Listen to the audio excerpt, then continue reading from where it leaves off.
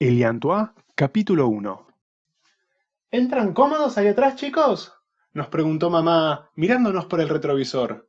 Yo contesté con una mueca irónica. Con casi 11 años, era ya consciente del poder de las muecas irónicas, pero por otro lado, seguía luchando para entender lo de la crisis. Crisis no es una de esas palabras que tienen un significado arraigado cuando uno tiene 10 años. Apenas me iba dando una idea de lo que hoy es experiencia de primera mano. Sophie, igual de apretada que yo entre su hermano y su hermana, hizo otra mueca irónica, más chistosa que la mía, porque en su carita de rata todo quedaba más chistoso. Yo sabía que estábamos en crisis porque mamá contaba las monedas para el colectivo. Estábamos en crisis porque ya no tirábamos el pan viejo, sino que lo rayábamos para empanar milanesas. Estábamos en crisis porque ya no había 2 milanesas para cada uno, sino 1 1/4. Estábamos en crisis porque desde Navidad no comíamos un asado como Dios manda.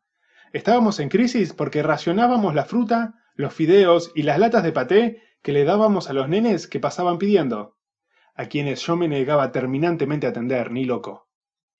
Mamá, por el espejo retrovisor, pareció considerar que sí íbamos demasiado apretados, pero seguro que no se puso en mi pellejo. Mi mamá manejaba. Olivia, la mayor de los Repetti, iba de acompañante. Y Wada, Sophie, Nico, mi mejor amigo, y yo nos amasijábamos en el asiento de atrás del Duna. Pensé que no era normal que 6 personas entraran en un Duna, y recordé que según papá, tampoco era normal tener 5 presidentes en una semana.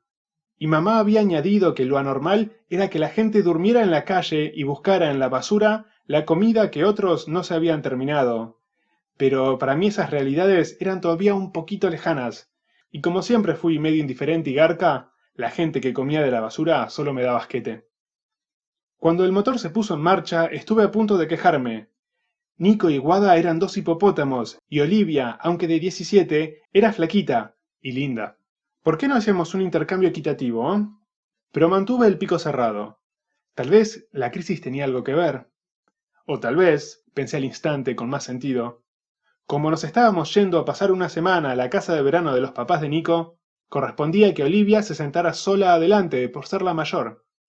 Llamanos cualquier cosa, pidió Miriam, la mamá de Nico, apretándole la mano a mi mamá a través de la ventanilla.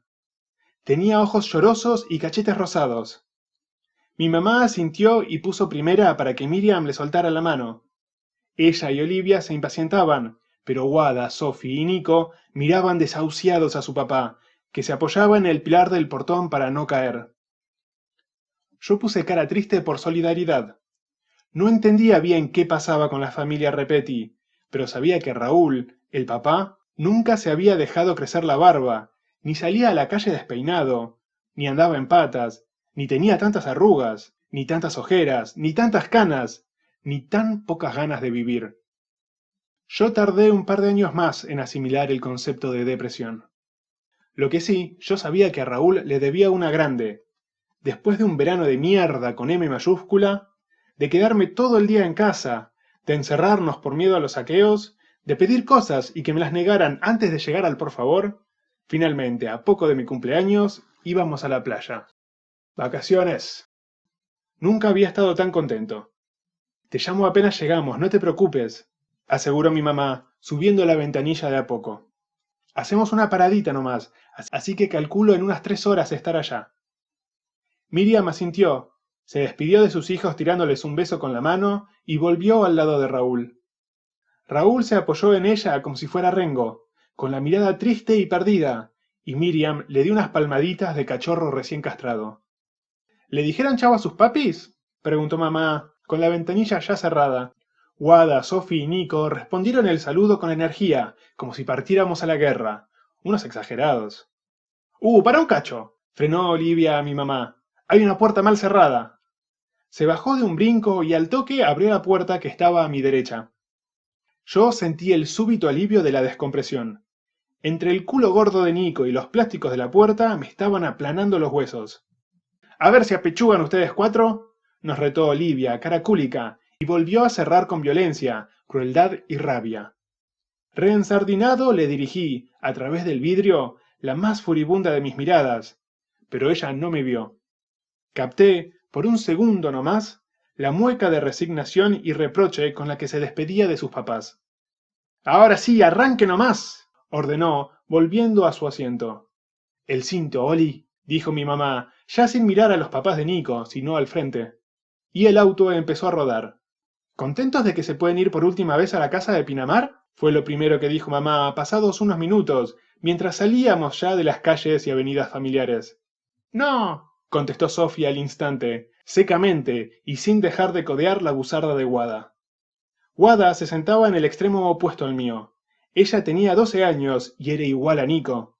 Gorda como un Michelin, blanca como una beluga, cubierta de pecas y coronada con una porra de bucles pelirrojos. Además, aunque esto yo nunca se lo decía a Nico, era una estúpida. Sophie, 2 años menor que nosotros, estaba amasijada entre Wada y Nico. Ella era igual a Olivia, la mayor, solo que más flaca y feuchita como una laucha. También era pelirroja, por supuesto. Nico, calco de su hermana Guadalupe hasta en las tetas emergentes, era mi mejor amigo. Era indefenso y medio boludo, y tal vez por eso siempre lo protegí como si fuera el hermano mayor que le faltaba. O tal vez porque era de los pocos que celebraban mis chistes. «Che, Sophie», la llamé, suspendiendo un dedo junto a su cara, y el dedo se le clavó en el cachete al voltearse por mi llamado. Nico se rió con culpa, Sophie me forcejeó, y Olivia impuso la paz con un chancletazo que pegó contra la luneta. Olivia era, de lejos, la que más me gustaba de toda la familia. Era irreverente, tenía un aro en la nariz y jeans con agujeros, y escuchaba punk. Aunque yo no entendía de géneros musicales, sí admiraba que cantara en otro idioma. Tenía un Discman lleno de calcomanías. «Prepárense para fregarme, que trefes», nos dijo desde adelante sin sacarse los auriculares, y puso los pies sobre la guantera. Ni se imaginan el quilombo que debe haber en esa casa. Ese bajón adrede afectó a sus 3 hermanos menores, pero no a mí. Ellos estaban acostumbrados a pasar meses enteros en la casa de Pinamar, pero para mí era la primera vez. ¿Qué me importaba si tenía que limpiar un poco? Íbamos a tener el resto de la semana libre para boludear a lo grande. Durante la primera mitad del recorrido, mi mamá intentó cada 5 minutos iniciar una conversación con los Repetti. «¿Y qué hicieron en el verano?» «Nada», contestaba Sophie. «Hablar de cualquier cosa menos de la metalúrgica para no estresarlo al viejo», remataba Olivia, y mamá se mordía la lengua. «¿Y se siguen juntando con los chicos de la colonia?», volvía a la carga. «No», contestaba Wada. «Son todos tarados», remataba Sophie. Mamá frenó en la ESO de las armas justo antes de que mi vejiga explotara. Cuando volví del baño, en el que permanecí lo mínimo indispensable por la cantidad de moscas, encontré que Olivia estaba repartiendo sándwiches de flautita con jamón y queso. Mamá le había dejado a papá un tupper lleno de sándwiches como ese y un montón de moneditas, contadas, en un tarrito, para que pudiera ir y volver al trabajo y sobrevivir una semana sin nosotros. Yo sentí un poco de pena por él, que se quedaba mientras nosotros nos íbamos a la playa. Por eso no supe entender, recién cuando me fui a vivir solo lo entendí, pobre viejo, por qué sonreía tanto al vernos empacar. «Llévense el auto, quédenselo tranquilos», nos había dicho, sin parar de sonreír. «Colectivo o bicicleta, voy a llegar a la oficina, no te preocupes, y a jugar al truco con Fornes». Sonrió más, pero mamá le congeló el gesto con una mirada asesina. «Tranqui, gorda, que si nos echan a todos juntos, aunque tengamos para el Real Envido». Muchos años después, cuando encaré mi primer laburo, entendí por qué mi papá disfrutó tanto en la agencia aquella época. Porque simplemente no había nada para hacer. Le atrasaron el sueldo, se lo dieron de a cachitos y en patacones, pero ¿qué le importaba si pasó meses enteros tomando mate y jugando al truco? Más allá del estrés, los recortes de presupuesto, el corralito y el fantasma del desempleo, mi viejo aprovechó lo grande. Era un Buda sonriente cuando todos se tiraban de los pelos. Pero para mí, en ese momento, en esos sándwiches que nos pasó Olivia, había otro síntoma de la crisis. Una feta de jamón barato, 2 de queso de máquina y gracias. Ni siquiera eran pebetes. ¡Qué pobreza, la puta madre! «¿Me lo cambiás?», pidió Wada. «Tiene mayonesa. Yo me lo como», se adelantó Nico, angurriento. «Ay, perdón, Wadi», se disculpó mi mamá, pasando una botella de agua. «Creo que todos tienen mayonesa». «No quiero nada, está bien». «Comé, no seas pelotuda», castigó Olivia, que había elegido el más chiquito. Fíjense que hay uno que apenitas tiene, insistió mi mamá. Se terminó el tarro y quedó medio sequito. ¡Es este!, dijo Sophie, encajándole su sándwich a su hermana y arrebatándole el segundo a su hermano. Comimos, seguimos meando por turnos, soltamos pedos ruidosos, llenamos el tanque y continuamos viaje. Mamá, que se había rendido con eso de charlar de temas alegres, puso la radio. Pero apenas se mencionó a Dualde, Olivia bufó y sintonizó la Mega, donde estaban pasando la de "Se viene el estallido, oh, oh, oh, oh". Olivia sonrió, se echó hacia atrás y puso las patas al sol. Tenía las uñitas de los pies pintadas de negro. Yo, que no había entendido la ironía de ir escuchando ese tema, le guiñé un ojo a Nico en silencio y sujeté un mechón de pelos colorados a través del hueco del apoyacabezas. ¡Che, Oli!, la llamé con voz inocente. En cuanto quiso voltearse y sintió el tirón en la nuca, largó una puteada. Y entre las risas de Nico y Sophie se inició la primera pelea veraniega. Una batahola de insultos, risas, manotazos, patadas a través de los respaldos y alpargatas voladoras que, a pesar del tono cada vez más agudo de la voz de mi mamá, duró hasta Pinamar. Estábamos sin aire cuando, ya en calles lentejas y con semáforos, Olivia impuso una tregua momentánea para darle las instrucciones finales a mi mamá. Fue entonces cuando la vi por primera vez.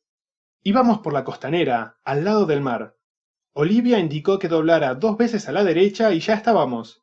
Y yo vi, a través de la ventanilla, que entre todas las casonas que daban al mar había un terreno como abandonado, con enormes paneles ocultando la fachada. Los paneles tenían una capa infinita de publicidades mal pegoteadas, y la más nueva era de un diario que mostraba una foto de un piquete con una pancarta en primer plano: "Que se vayan todos". Y cuando pasamos justito enfrente, vi que uno de los paneles se había caído y se reveló ante mí, por un instante, la casa que había detrás. Un casón viejo de 2 pisos, abandonado y con ventanas rotas, que parecía espiar con nostalgia, a través de la valla caída, el mar que le había sido privado durante décadas.